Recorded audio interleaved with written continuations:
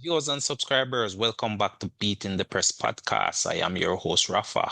Now, coming up in this evening's podcast, we're going to be looking ahead to the EPL action coming up on the weekend. We also have a Carabao Cup final to look forward to also.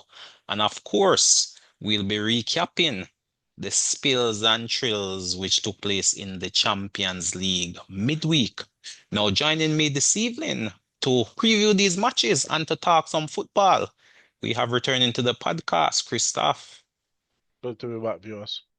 Much to discuss, Christoph, much to dissect, much to break down. Let's kick things off over there in the Champions League. Massive games, lots of goals, big results. Any surprises for you? No major surprises. Tottenham, I guess you could call a surprise, mounting somewhat of a comeback, but conceding two, kind of killing any potential hopes. Chelsea again, kind of capitulating under the pressure.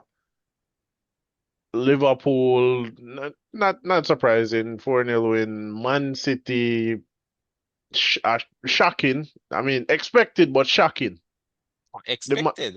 Okay. in the manner in which they lost that, to be Well, honest. I mean, they did go down to 10 men as well, rightfully so, in my opinion. Yeah, rightfully. And I mean, from then, I mean, for me, at least, the tie was done from the first leg. I saw no comeback for none of the teams that were trailing by three goals. And so said, so done. Chelsea's out, Man City's out, Spurs is out. Liverpool was down 1-0, but they rallied at home, thanks to the fans, thanks to almost somewhat of a renaissance Liverpool performance. To be honest with you, this is the Liverpool we saw under Klopp, Christoph, and this is the Liverpool we saw under Slot last year when Liverpool lifted the title. But we've seen this Liverpool far too rare this season, and as a result, they are where they are in the tables. But the interesting thing, though, Christoph, Liverpool now faces PSG, the same team which knocked them out last year. What's your take on that game? What can we look forward to? Can Liverpool make it to the next round, or will it be PSG again? Can Liverpool make it to the next round? Yeah. If we see the Liverpool that played Galatasaray, sure. But if Well, we in the see the second leg at least. right in the second leg at least, if we see that Liverpool, then yeah. But if we see the Liverpool that has been playing football for majority of the season, then no. I see, I see. But in terms of your early prediction, Carl, who goes through? I would go with PSG to go through as the early PSG to go prediction. through, and then we also saw Barcelona getting the better of Newcastle. Uh, just to say, not just because I think PSG is better, but because the La Liga, not La Liga, League One has been rearranging PSG's fixtures and allowing them to be fully fit for the Champions League games. So that gives them an added edge. Yeah, I mean, I would definitely side with that opinion as well. Uh, Quality as well. I see this PSG team growing from strength to strength. Started shaky in the group stages as they did last season as well. But as the tournament went on, you could see this team getting better and better. And it's the same thing I'm seeing with this current PSG team. In fact, their main man, their Ballon d'Or winner, Christoph, Osman Dembele, he is back in the starting 11 coming off a long-term injury, and he is a very ambidextrous player. Can kick and finish with either leg, left or right. He is pacey, he is quick, carries the ball well. So he will be a handful for the Liverpool defense, a defense which I am not very confident in all honesty. So going further in the competition, I would definitely side with PSG in that regard. Liverpool would definitely have to surprise me if they were to make it to the next round. But some other interesting matchups going forward. Of course, the other winners I think were fairly straightforward, no surprises there. Barcelona totally dismantling Newcastle from the jump. Newcastle fought for maybe you could say the first 45 minutes. Newcastle was in the game, Christoph, for the first 45 minutes. But after the second half started, it was all Barcelona. A very interesting game, but at the end, you could say the bigger team, the bigger name team, the more experienced team, the team with probably more quality, the team which played at home, they run away big winners. It seemed as if Newcastle wilted under the pressure of the Champions League. Yeah, definitely that is the case. But also, they seem to be struggling when they have multiple games in a week. They don't have the squad depth to compete, and like you said, they competed in the first half, and they seem to just capitulate in the second half. Probably a case of them just running out of gas, seeing the writing on the I, wall, and then it, kind of. it was just skillful dismantling, in my opinion, Christoph, to be honest. It was just skillful dismantling. A team that was oozing confidence, a team that was playing at home and enjoying themselves in front of their fans. I mean, the quality within that Barcelona team was just too much for this Newcastle team, in all honesty. I mean, fatigue probably played a role as well, but it was just quality all around from Barcelona, Christoph, in all honesty. I mean, they did get caught out with that high line on two occasions. Ilanga getting a brace for Newcastle, but it's almost as if they could not outscore this Barcelona team in all honesty. It was almost like a shootout and Newcastle ran out of shots Right. while Barcelona just emptied the magazine, so to speak. So yeah, I mean Newcastle did put up a fight, but the story ends here. And speaking of story, the fairy tale ends come to Bodo Glint as well, Christoph. Going down 4-0 to a vibrant Sporting Lisbon team, having I think it was been 5-0. leading the first leg 3 goals to nil. Was it indeed 5-0? Yeah, oh yeah, 5-0. It went to extra time and then Sporting Lisbon scored two additional goals to make it five. So Bodo Glimt won the first leg 3 goals to nil. And then we're taking apart in the second leg, 5 goals to nil. So it's Sporting Lisbon that goes through, and Sporting Lisbon now has a match versus Arsenal, who did the business over Leverkusen as well. I mean, the draw has been kind to Arsenal, in my opinion, Christoph. So, I mean, looking ahead, they should get a win over the Sporting team, wouldn't you say? On paper, yeah, they should get a win over the Sporting team. I don't necessarily think Yeah, the man, draw on has paper been. and certainly on the field I as well, Christoph. I Come on now, man. I don't think the draw has been specifically kind to Arsenal. Arsenal generally have really tough draws. Not to mention, Arsenal have beaten the top teams in the tournament already. Bayern Munich has been defeated, Atletico Madrid, Inter Milan. Arsenal has not been playing small teams. Yeah, for sure, for sure. But I mean, when it comes down to the knockout round, Leverkusen versus Arsenal, come on, Arsenal should go through there. Arsenal versus Sporting Lisbon. Again, Christoph, come on. Arsenal should easily go through there as well. There's no question about it. So, I mean, Arsenal should be the team going to the semi-final. Over on the other side, you have Barcelona versus who does Barcelona play? Atletico Madrid. Barcelona versus Atletico. My pick over there would definitely be Barcelona. So I am personally looking at a Barcelona versus Arsenal semi-final on that side of the draw. And then on the other side, I am looking at that Liverpool PSG game. I'm looking at PSG probably coming through versus Bayern Munich versus Real Madrid. That to me is the matchup of the quarterfinals, Christoph. Uh, Tough call, but I'm gonna side with Bayern Munich. So over on that side, I'm looking at a PSG versus Bayern Munich semifinal. How does Um, your bracket look? I'm not necessarily going to say, Bayern Munich will definitely go through. As we've seen, Real Madrid throughout this tournament, until we've gotten to this stage, has, in my opinion, looked shaky. They've gotten wins, right, but they've looked shaky for during the entirety of the league phase. They've come to life now in this in the round of 16 knockout.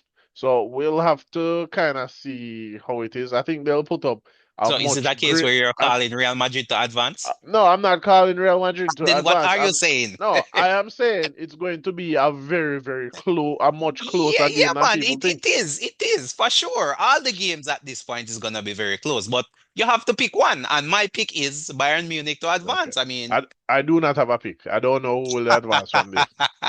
I don't know who will advance from there. Liverpool versus okay, PSG. right, I think PSG will advance. right. Atletico versus Barca. I expect Barca to advance. Arsenal versus Sporting. I expect Arsenal to advance. Right. Okay, but you're saying I you're don't have staying a on pick. the fence Right. for the Real Madrid versus Bayern Munich game. Right. I'm You're on not the fence making a for that pick one. there. I'm not Well, making a I'll pick pick there. for you. I'm gonna pick Bayern. Might as well you pick Real Madrid, Christoph, since you're on the fence. Let me go with Real Madrid. Yeah, man, go with I Madrid. think Real Madrid will win that tie. I Yeah, man. don't. Madrid comes to life in the Champions League. It's almost like it's in their jersey, according to your favorite footballer, Thierry Henry. Once they put on the jersey, it's almost like things get turned up. And so said, so done. They turned it up versus Man City and pretty much took Pep's team apart, in all honesty. From that first leg, it was game set match. So, hats off to Real Madrid for coming through Vinicius Jr.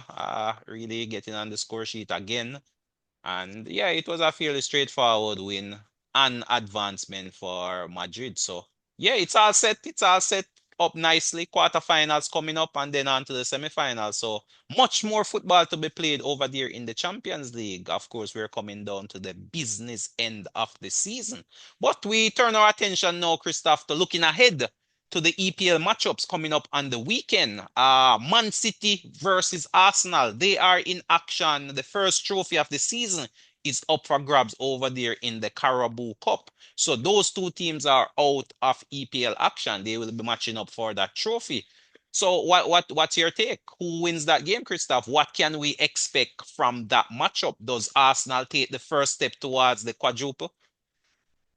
Hard to say. I think it's a tougher game than one might think, given that Man City just kind of crashed out of the Champions League. So it could be that they are rearing to go for this final now, and we could be seeing a very different Man City team than what we saw in the Champions League, to be honest. I don't see it happening at all, to be honest. Man City is up. It seemed to be following in the footsteps of Liverpool, blowing hot and cold all season, and in fact, probably more cold than hot these last few matches, to be honest. Everyone is taking points off Man City, same with Liverpool. So, to me, I don't see Man City really flipping any switch and turning it up versus Arsenal in this final. I think Arsenal is playing too good of football to let this first opportunity to get silverware slip. So, for the money, my money is definitely on Arsenal, Christoph. They have the best defense in the league. They are the set piece kings. So I expect Arsenal to come away winners at the end of this matchup. You know, again, it could be dub master versus apprentice, but again, we know Pep have a tendency to experiment in finals, Christoph, to try something new, to pull a rabbit out of the hat, come with some tactic that we haven't seen before, try to surprise his opponent. And to me, whenever he does that, I think it goes more wrong than right in these situations. And at the moment, Man City isn't pulling up any trees. So on the back of that, I think Arsenal is the team in form. They are the ones with the confidence. They went through in their Champions League bid. The confidence is oozing. They have the deeper squad. They have probably have the better players man for man at the moment based off form. So my money, Arsenal. What says you? Who's your call? Well, as an Arsenal fan, I have to go Arsenal for the Well, game, you but I don't think have to go Arsenal. You can I just call a spade a spade. I personally, I think it's a really tough game and hard to call at the moment.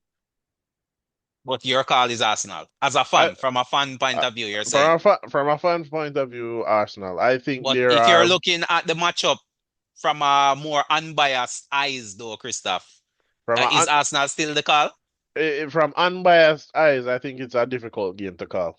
But we Right? have to call it. I There can think only be one winner. Are I are th you saying draw I and down to penalties? I think Arsenal has um on the pitch less vulnerabilities than a Man City. To me, Man City has a very big glaring weakness in their team in that they cannot defend counterattacks right now. In the past, they could have, but they cannot defend counterattacks. Just look at all the goals that Real Madrid scored on them. majority of them came from counter attacks. The first leg, all three goals were counter attacks. Well, I'm not sure about all No, three. I no, know no. Go, maybe go the watch it again. Go watch it first. again. Yeah, I mean, All three goals were counter yeah, attacks. but Man City's usual tactic is to take the professional foul and take the sting out of the game. That has been what Pep has Right, but promoted over these that's years. that's what Rodri has done for them, but Rodri is no longer as effective in doing that Yeah, in this that's true. case. Ever since that injury, he hasn't been back to his best form. So yeah, there is a glaring hole there in the midfield. I don't think since last season or ever since that big injury from Rodri, I don't think Man City has gotten the mix in that midfield correct. You know, that balance which gives you a balanced attack as well as defensive solidarity. And to a large extent, that has probably been what has hurt Man City. Additionally, the wingers, Christoph, that Man City have also, they're not pulling up any trees in all honesty. When you look at past wingers that Man City had, the likes of a Mahrez, the likes of a Sterling, these guys were getting easily, you could say 12 to 15 goals or 12 to 15 goal contributions for the season. Hmm. We're not seeing that anymore. So it's almost as if the quality has been drained from the Man City team. Same thing with a Kevin De Bruyne. He would have been up there in terms of the leaders in assist and possibly goal contributions, goals from set pieces. He was a great deliverer of set pieces as well. So with all this quality now gone from Man City, we're seeing the result of all of this. At the end of the day, it takes quality footballers to win matches, and uh, Man City is probably in a rebuild phase. Still competitive, yes, but is rebuilding, trying to get back to the Man City of old that did the treble. So, that being said, my call for Say, sure is Gunners to win. Gunners to win the say, say, first saying trophy. Man, saying Man City is in a rebuild phase feels very, very strange because over the summer window and the January window, they too, like Liverpool, have spent over $500 million on transfers and signings. So Yeah, for sure, it but the feels signings very haven't weird. always come good, and it takes time for these signings to bed in, to gel in, to get up to speed, so to speak, or get up I to the mean, levels no, which are I agree. I agree. you That's demand fair. from potential trophy winners. So it will take time. It will take time to find that balance. It's not just a case, Christopher, buying players and plugging them in. At the end of the day, you have to find that chemistry. You have to develop that teamwork. You have to find that team effort, so to speak. And currently, Liverpool, Man City, not really finding it. You could even throw Chelsea in that mix as well. Not really finding it and are the quality. So Arsenal has definitely showed up the rest of the EPL this season. And I think this will be another piece of evidence to support the strength of the Arsenal team. You just have to call a spade, to be honest with you. So it would be a very big surprise for me if Arsenal did not come away winners of this. You could say the lesser of the four trophies that they are still in with a fight for. So, we'll definitely I watch and see I what I transpire. I think it's still going to be a tough game. It's a one-off. It's a final. So, um, we know there are ways of beating Arsenal, and in my opinion, some of the times in these big games, Mikel Arteta kind of has that Pep curse of overthinking it. I see Man City being very weak on the counter attack. If I was a manager, I would be looking to exploit that, but I don't know what Mikel Arteta will do. I think it's a tough game. I think it can go either way. So, what's the As score as line you're predicting? as as an Arsenal fan, I want Arsenal to win. I expect Arsenal to win, but as giving a neutral opinion, I think it can go either way. What's the score you're predicting, Christoph? What's the I think score? this game will end 2-1. Whoever wins this 2-1. game is winning 2-1. But that's a good call. That's a fair call. I mean, as you say, it's a final, so I'm not expecting a blowout. Games are always going to be competitive, especially among top teams. But at the end of the day, you still have to find a winner. So it's going to be tight. It's going to be competitive. It's going to, you understand? If the players are going to fight to the death, as you say, it's a final. And if they really want it, then they're going to put in the effort and the fight. So for sure, you can expect a competitive game. But at the end of it all, there must be one winner. For me, I'm saying Arsenal. And I am gonna go 2-0 to Arsenal, Christoph. 2-0 is my call. Yeah, I'm not sure. It's just a feeling. Man City is just off the boil of late. It's probably the first time I am lacking in such, or I have such low confidence in a Man City team, to be honest with you. So I just think Arsenal is too powerful, too big. The momentum is on their side. I think they will come away winners. But as you said, the ball is round and definitely any card can play. That's why the game is played on the field and not on paper. And for sure, we'll definitely be locking in to see what transpires in this one. But that being said, though, there are a number of big games taking place over the weekend as well.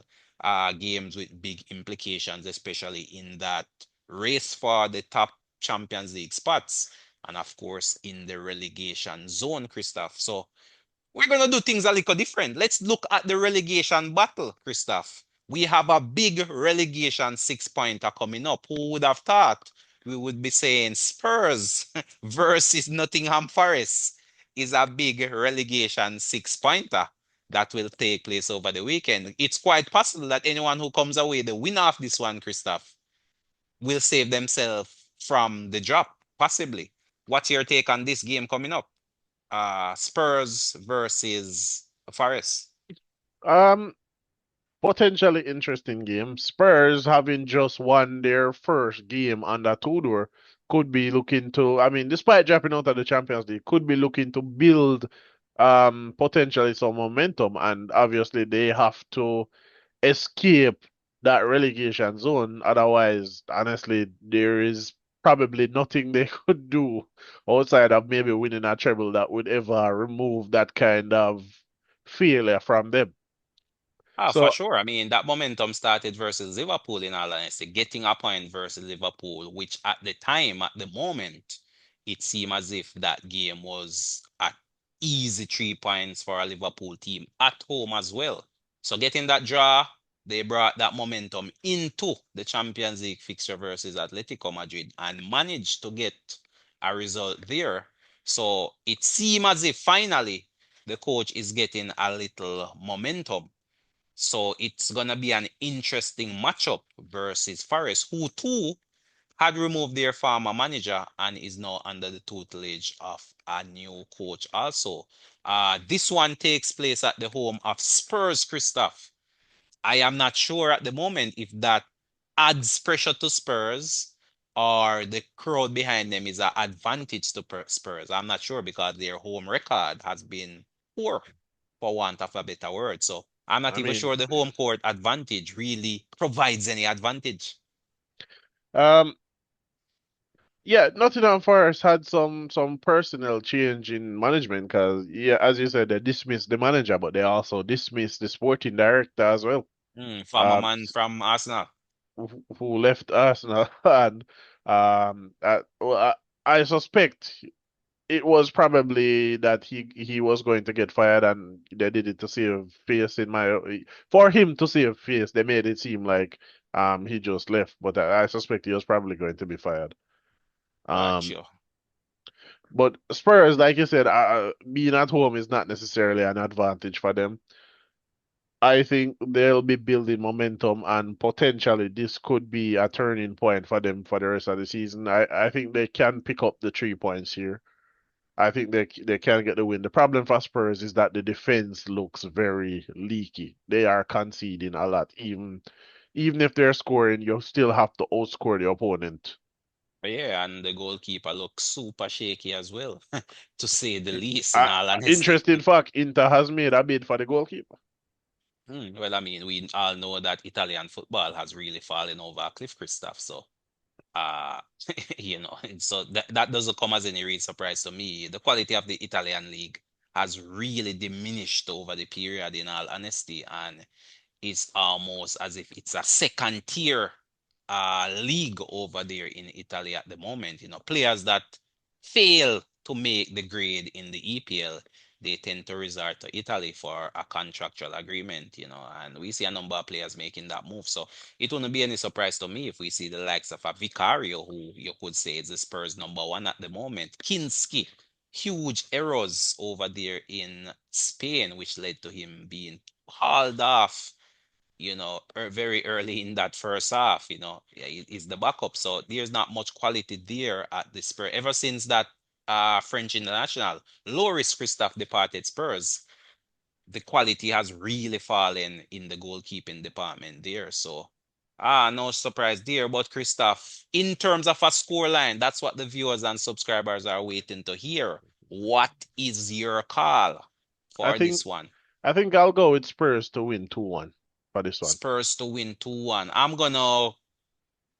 Hmm, I'm gonna go in the opposite direction, Christoph. I think the pressure of playing at home is too much for the Spurs team. They have performed poorly at home all season. So I am sure the Forest players will be playing on this fact. These are statistics they would have studied and seen.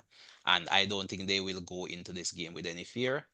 And I think they are poised to get the 3 points from the Spurs team. But for sure, it's going to be a tough, tight game. It should be at least. These are two teams who are battling it out to stay out of the relegation zone. Spurs is on 30 points in 16 position, and of course Forest is on 29 points in 17 position. So these two teams sit just outside the relegation zone. So as I said, it's almost like it's a relegation 6 pointer. You take three teams off your closest rivals. That is a plus. That's almost like you getting 6 points right there. So for me, my call, I'm gonna go 2-1 Forest, Christoph. 2-1 Forest away from home. That's my call. And your call is 2-1 Tottenham.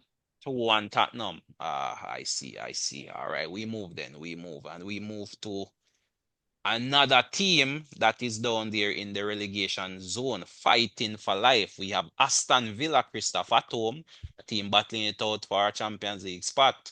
And we have West Ham.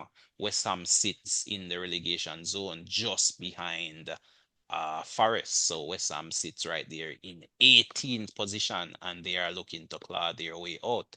This one taking place at the home of Aston Villa. Can Villa find a win? They haven't found a win in a while. Can they find a win, Christoph, versus this West Ham team? Can they find a win? Yeah.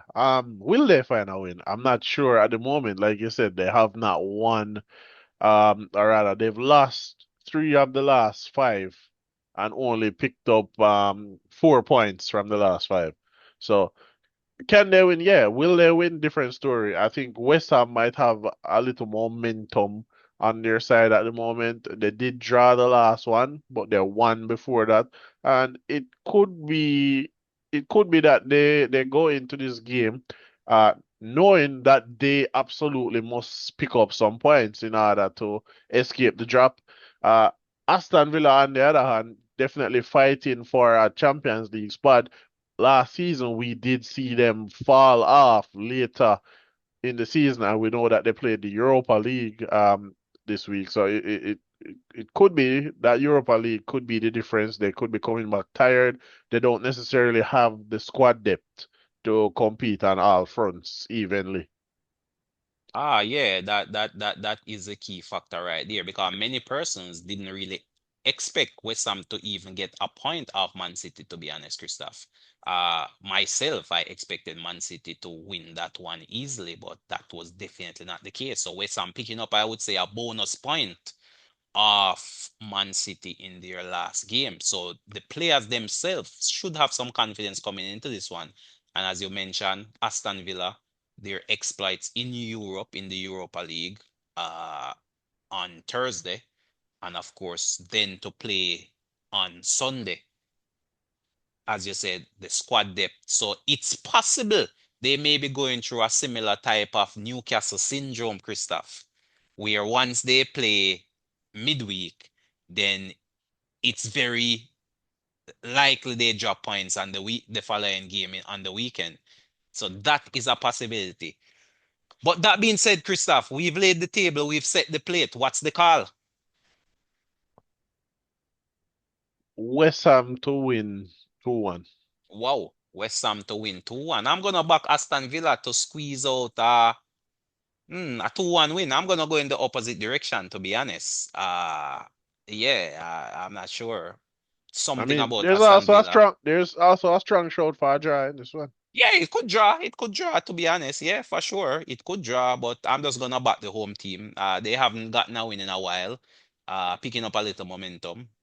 I'm not sure. Yeah, the fans may push them on. So I'm gonna go 2-1 Aston Villa. But as you say, I think for this game, any of the three results are possible. It could be a Aston Villa win, it could be a draw, it could be a West Ham win. If I was a better Christoph, this is a game I would avoid, in all honesty.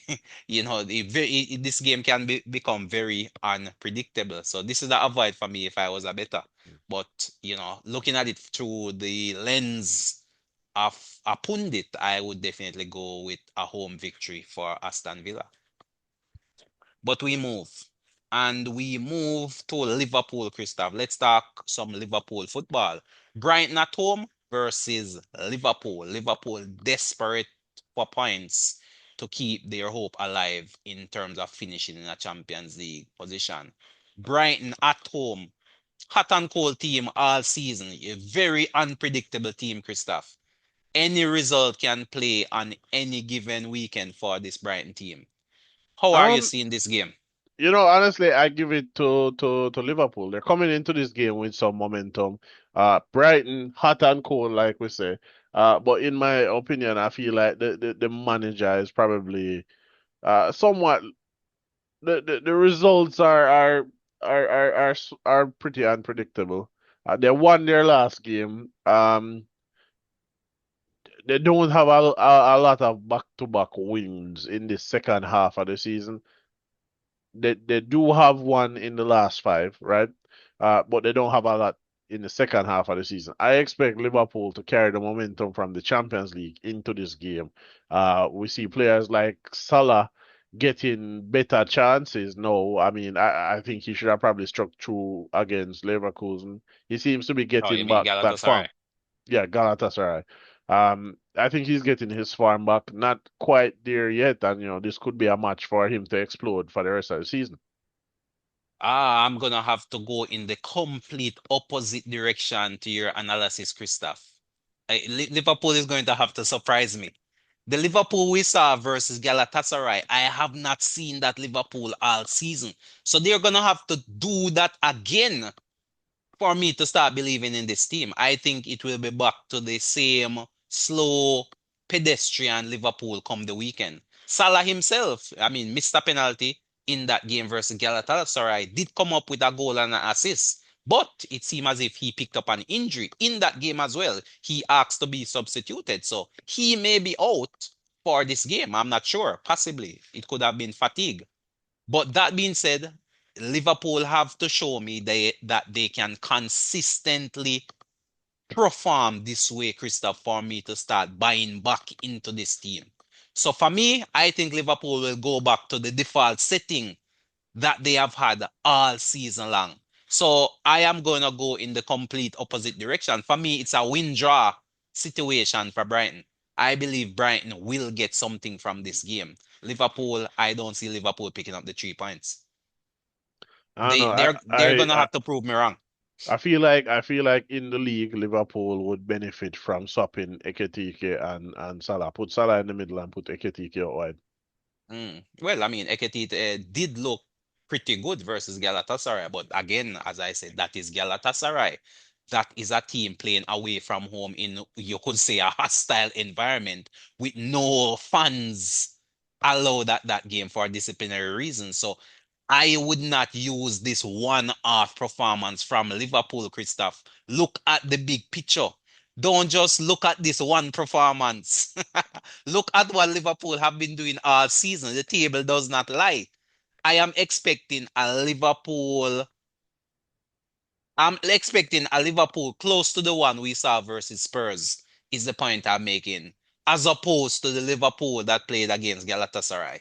Galatasaray, I thought, came to lock shop, to hold out as long as they could and probably try playing on the counter.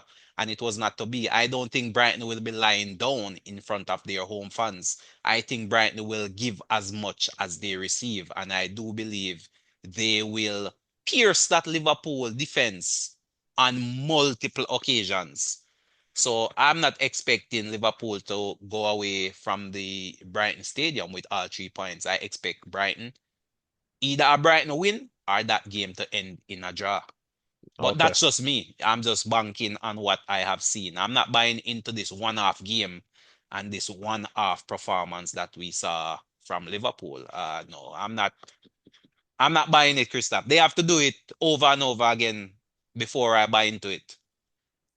But Okay. some other games. We also have a big derby match, Christoph. We have a big derby match. Newcastle versus Sunderland.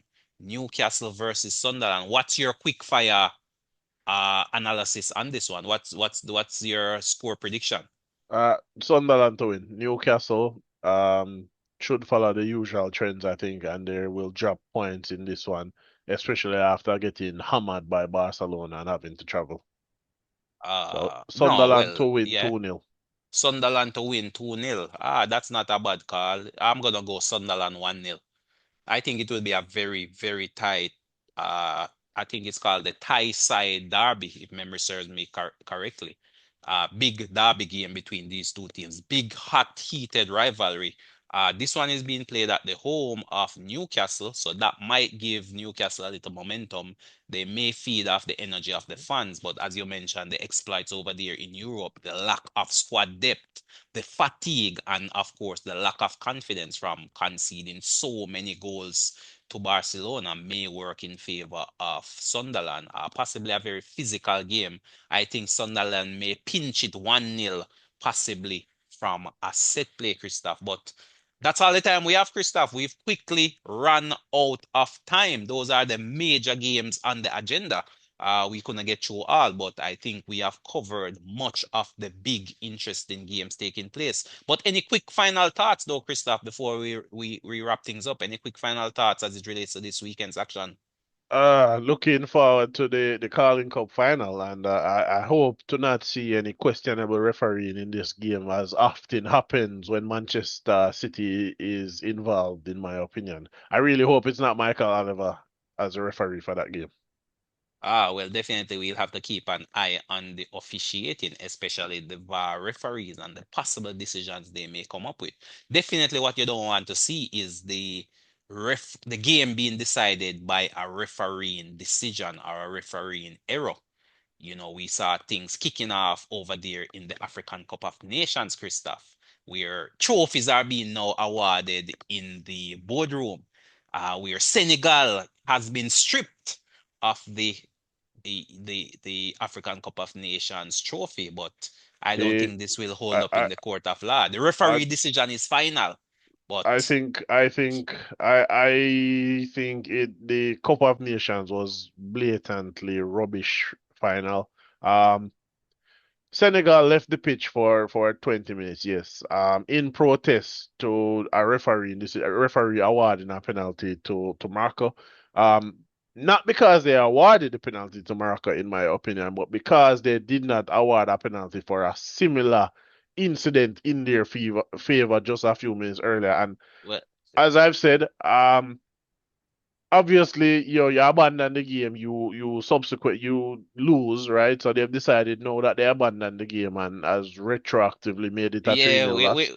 we'll have to But dig into it another time, though, Christoph. We have to dig into it another time. We are pretty much out of time, but for sure, this can't hold up in court. But viewers, subscribers, that's it. We are out of time. Christoph, thanks again. Viewers, thank you for tuning in. Hit that subscription bell. Leave your comments in the comment section. But until next time, this is Rafa signing off.